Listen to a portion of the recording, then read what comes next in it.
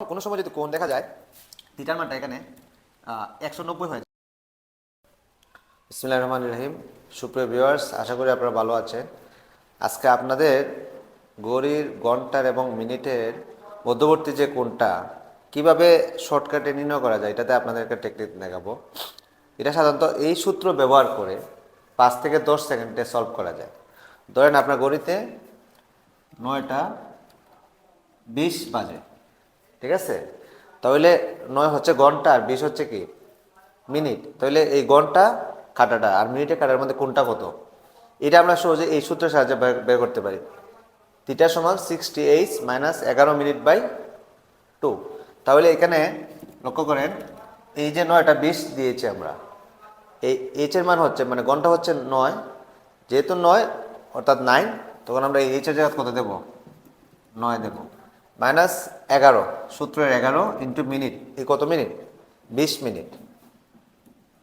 নিচে হচ্ছে সূত্রের 2। তাহলে লক্ষ্য করেন, এই 60 আর 9 গুণ করলে কত হয়? 540। আর 20 এবং 11 গুণ করলে কত হয়? 220/2।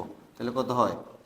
এই যে 0, 2, 320 এবং 2 দ্বারা 320কে ভাগ করলে কত হয়? 160। অর্থাৎ এই 9টা ঘন্টা কাটা 9 এবং মিনিট যখন 20-এ থাকে, অর্থাৎ 9:20 বাজে, তখন এই ঘন্টা আর মিনিটের মধ্যে 160 ডিগ্রি কোণ উৎপন্ন হয়। এটা হচ্ছে আমরা খুব সহজেই বের করতে পারি।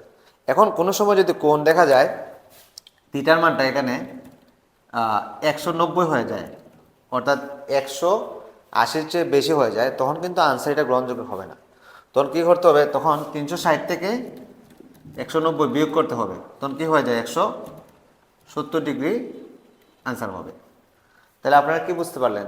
এই সূত্র দ্বারা যখন থিটার মান আসবে, যখন 180 থেকে নিচে আসবে, তখন আনসার ডাইরেক্ট হয়ে যাবে। আর কিন্তু 180-র চেয়ে বেশি হলে এটাকে 360 দিয়ে 60 থেকে বিয়োগ করলে রিয়েল আনসারটা পাবে। আশা করি এই ঘড়ির ঘন্টার কাঁটা এবং মিনিটের কাঁটার মধ্যবর্তী কোণ নির্ণয়টা আপনারা এই সূত্রের মাধ্যমে কয়েক সেকেন্ডের মধ্যে বের করতে পারবেন। যারা আপনারা ভিডিওটি দেখেছে সবাইকে ধন্যবাদ।